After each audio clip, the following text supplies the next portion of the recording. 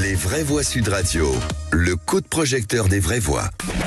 À un an des municipales, Jean-Charles Loé envisage de se représenter pour un 3e mandat à la tête de Locmalo. Cette commune de 950 habitants compte 9 femmes et 6 hommes au sein du conseil municipal. Mais en 2026, l'élu devra sûrement présenter une liste paritaire. Au mandat précédent, je m'étais fait le pari d'avoir la parité. J'ai eu du mal à avoir la parité, j'ai eu plus de femmes que d'hommes. Aujourd'hui, sur les 66 communes de moins de 1000 habitants du Morbihan, seuls 41,6% des conseillers municipaux sont des femmes. Conséquence de la parité, ils craignent de ne pas pouvoir constituer de liste. Les petites communes voteront comme les autres aux prochaines élections municipales. Le Parlement vient de généraliser le scrutin de listes paritaires. Alors parlons vrai, craignez-vous des candidatures fantômes qui, une fois élues, démissionneront ou ne feront rien? Et à cette question, parité totale ou municipale, vous dites à 59% que c'est une mesure gadget, à 32% une mesure difficile à tenir et à 9% une bonne mesure. Vous voulez réagir? Le 0826 300 300. Et notre invité Muriel Fabre est avec nous, secrétaire général de l'Association des maires de France et maire de Lampertheim. J'espère que je le dis bien. Dans le Bas-Rhin. Bonsoir, merci. C'est meilleur que mon accent. Ça, il n'y a pas photo, excusez-moi. Alors là. Merci, madame le maire, d'avoir été, d'être avec nous aujourd'hui. Philippe Bilger, cette parité sur les listes. Alors, je n'ai jamais discuté l'égalité évidente sur le plan existentiel entre les hommes et les femmes. Je n'ai jamais été, je vais être minoritaire, probablement une nouvelle fois, je ne suis pas un fanatique de la parité. Je veux dire, à partir du moment où chacun est totalement libre de se déterminer. Mais je crois beaucoup plus à l'inventivité de la vie publique, à la richesse des natures, à la volonté des êtres. Certains sont intéressés par la vie municipale, d'autres non. Ça peut être des hommes, ça peut être des femmes. J'en ai assez de cette massue de la parité qui vient imposer à la vie publique des exigences que la nature, le hasard n'ont pas envie de créer. Mais on ne parle pas de hasard en politique, cher Philippe. Alors, pardon, mais moi, la parité, je suis 100% pour. Parce que on a vu, par expérience, on a vu que les femmes, la politique était faite par les hommes, les clans étaient faits par les hommes, les parlementaires étaient là, excuse-moi Virginie, mais à 80%, peut-être tout à l'heure je me suis trompé sur le nombre, mais 80% par des hommes. Les investitures dans les partis politiques étaient faites par des hommes. Et la parité aujourd'hui a permis aussi à des femmes de s'impliquer en politique. Et même si je pense que cette réforme est un peu gadget, je pense que la question de la parité est fondamentale pour une démocratie vivante. Les femmes aujourd'hui s'investissent, les maires font des listes paritaires, il y a autant d'hommes que de femmes, comme pour les parlementaires, comme pour les régionales, et on voit des femmes se réaliser. Le risque, c'est effectivement des candidatures potiches qui se mettent sur les listes et qui partiront après. Ça, c'est le risque. Mais en tout cas, pour la parité, crois-moi, avec l'ancienneté que nous avons politiquement, c'est une très belle chose pour notre démocratie. Virginie Calmès, qui a été élue locale à Bordeaux. Oui, première adjointe au maire de Bordeaux, effectivement, au titre d'ailleurs de la parité, puisque c'était bien un homme, une femme. Pour autant, moi, je ne suis pas d'accord avec toi, Christophe. Pourquoi ? Parce que là, il s'agit des petites communes et que notre enjeu collectif, ça va être de trouver des gens motivés. D'abord des maires. Et exactement. Qui vont avoir envie de faire de la politique demain. Et plus on va rajouter des contraintes, et plus ça va être hyper compliqué. On entendait d'ailleurs ce témoignage où finalement c'est l'inverse, il avait plus de femmes que d'hommes. En fait, ça va être compliqué de rajouter des contraintes dans des petites communes où on va avoir déjà beaucoup de mal, parce que être maire d'une grande ville avec des budgets, avec des équipes, c'est finalement un vrai métier, mais c'est assez passionnant avec des belles réalisations.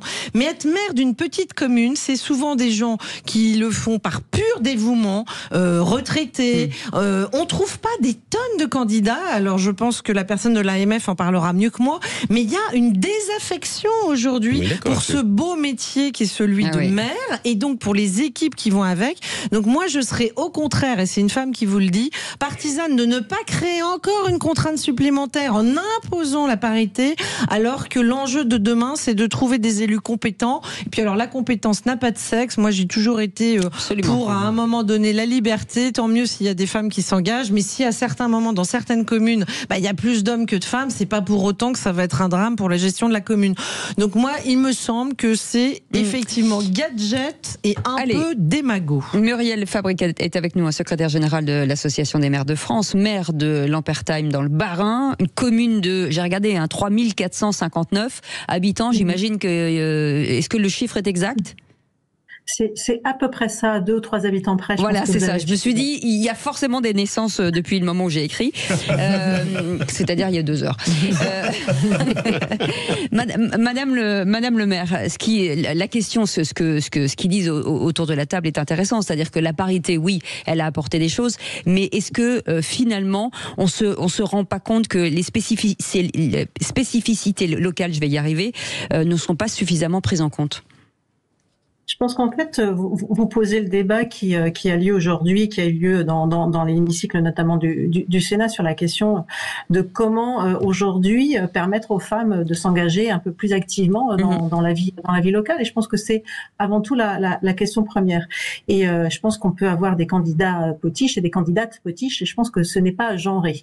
Parce que c'est vrai qu'on l'a souvent mis sur la question féminine. Et je pense que c'est à mon sens, le cœur du débat, il n'est pas là. C'est aujourd'hui, on a besoin d'un engagement féminin aussi large que possible, puisque la femme représente à peu près la moitié de la population aussi dans l'espèce humaine.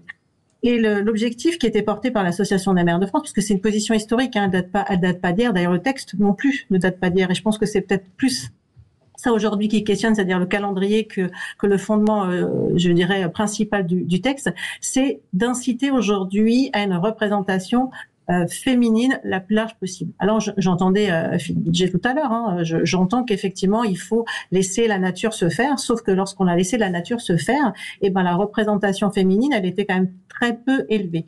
Aujourd'hui, on le voit sur les chiffres que nous avons, il y a 10 points d'écart, c'est-à-dire qu'aujourd'hui on a presque 50% de représentation féminine, notamment dans les conseils municipaux grâce à la parité. Donc pour les communes de plus de 2000 habitants, on est bien en deçà de cela pour les communes aujourd'hui inférieures. Mais c'est vrai que la question complexe, comment ça va se mettre en œuvre, comment aujourd'hui on fait finalement fi de ce qui était le scrutin uninominal, de ce que les communes appréciaient, c'est-à-dire je barre tel ou tel nom parce que je t'aime ou je ne t'aime pas. C'était aussi un sujet vaste. Et quand on veut, et comme le fait l'Association des maires de France aujourd'hui, prôner l'engagement maximal, l'outil qui pouvait être le plus juste possible avec ses qualités et ses défauts, c'était le scrutin de liste pour les communes de moins de 1000 habitants. Mais c'est vrai que je pense qu'aujourd'hui, la difficulté, elle est surtout et avant tout dans le calendrier face aux municipales qui auront lieu dans un an. Mais j'avais un maire qu'on connaît bien sur Sud Radio, le maire de Lastours, Max Braille, un peu plus de 100 habitants, qui disait, moi, pour faire une liste à parité dans une aussi petite ville, ça va être très compliqué. Et des villes de moins de 100 habitants, il y en a quand même beaucoup en France, non? Mais s'il veut, il le fera, Philippe. Moi, je sais qu'il. Mais si les femmes veulent pas y aller. Et pourquoi les hommes iraient? Oui, mais pourquoi les hommes iraient? On a déjà un problème de démission massive des maires. Non, mais là-dessus, on est d'accord. Là-dessus, je partage, Philippe. Mais moi, c'est trop facile d'entendre ce maire dire, je vais pas trouver de femme pour entrer au conseil municipal. Moi, je suis d'accord avec cette dame, cette secrétaire générale de l'AMF, Muriel Fabre, à un moment donné, qu'il y a un équilibre à avoir. Effectivement, mais si Christophe, il y a plein, pardon de vous couper, mais il y a quand même plein de femmes qui ne se sentent pas capables de le faire alors qu'elles le sont. Et pourquoi il y aurait des hommes il y aurait des hommes qui seraient capables de le faire. Mais parce que la disponibilité, moi j'ai été première adjointe au maire de Bordeaux, j'avais des enfants de 6 et 8 ans, je vous assure que c'est plus difficile quand on a des enfants en bas âge que quand ils sont plus grands, par exemple. Mais moi je connais plein de femmes à qui on donne la possibilité d'avoir un mandat, et on l'a vu au régional, et tu as raison Virginie, les régionales comme les grandes villes, c'est autre chose. Mais dans des villages en Bretagne où j'ai de la famille, je peux te dire qu'on allait chercher les femmes pour les mettre sur les listes, et ils ont fait un super boulot. C'est vrai qu'on les sort. Mais encore faut-il qu'elles aient envie. Oui, mais encore faut-il qu'elles aient envie et qu'il y ait le vivier pour. Aujourd'hui, c'est quand même pas non plus. Les gens ne se battent pas pour être sur les listes municipales. Est-ce que ça n'est pas étrange, 50 secondes. Est-ce que ça n'est pas étrange de présenter comme une obligation ce qui peut relever de la liberté de chacun? Le mot de la fin avec notre invité, s'il vous plaît. Madame la secrétaire générale. Non, je pense que c'est. Vous avez raison. La question, elle est plus large. Elle est aujourd'hui sur l'engagement des élus locaux. La question de la représentation de la femme. Il faut quand même savoir que même pour les communes aujourd'hui de plus de 1000 habitants, sur la question de la parité, moi, pour constituer ma liste, il a été plus difficile pour moi de trouver des femmes que de trouver des hommes. Oui. Voilà, c'est un fait. Dans certains endroits, non. Aujourd'hui, la volonté, elle est de permettre à toutes de se dire je suis en capacité aussi de pouvoir me présenter. Je rappelle qu'il n'y a que 20% de femmes qui sont maires aujourd'hui en France, et essentiellement d'ailleurs sur les communes de petite taille. Donc je pense il y a un travail là-dessus qui est extrêmement important. On préférait, et moi je suis la première aussi à dire qu'il faudrait plutôt une liberté de choix et de se dire que ça se fait naturellement. Sauf que à un moment donné, il faut un petit coup de pouce, un effet nudge, si vous préférez, pour que on puisse trouver la femme, pour qu'elle puisse en fait aller la chercher, pour se dire qu'elle est en capacité de faire en fait. Et je pense que dans notre société actuelle, quelle que soit la qualité de notre société actuelle avec les droits des femmes en France, il manque encore un petit échelon. Et je pense que c'est nécessaire. On l'a vu d'ailleurs pour les conseils départementaux. On le voit sur les bancs du Sénat, du Sénat et de l'Assemblée nationale, où aujourd'hui la parité n'est absolument pas représentée non plus. On le voit encore dans des conseils d'administration. Donc l'idée, c'est de ne pas faire en fait une femme un homme. C'est effectivement de conforter la femme dans la place qu'elle peut avoir au sein du monde politique. Et je pense que c'est hyper important. Et en parallèle de ça, il faut aussi renforcer aujourd'hui les conditions d'exercice du mandat, la question des violences, la question de la capacité d'agir, etc., etc. Il y a énormément de sujets sur le devant de la scène, et c'est vrai qu'il n'y avait pas que ce sujet de la parité à mettre en exergue, en tout cas mettre en lumière sur les travaux législatifs, ça c'est certain. Merci beaucoup. Merci Muriel Fabre, secrétaire générale de l'Association des maires de France et maire de Lampertheim dans le Bas-Rhin. Merci beaucoup. Merci Philippe Bilger, merci Virginie Calmels. Très beau retour aussi de Christophe Madrol. Bien entendu. Vous restez avec nous, on va parler dans un instant de l'emploi des seniors, puisque la question de l'emploi des plus de 50 ans devient cruciale. Restez avec nous, on sera ensemble jusqu'à 20h, et juste après 20h, vous retrouverez Philippe David. Et on va beaucoup parler de Ligue des Champions ce soir, vous vous en doutez. Allez, à tout de suite.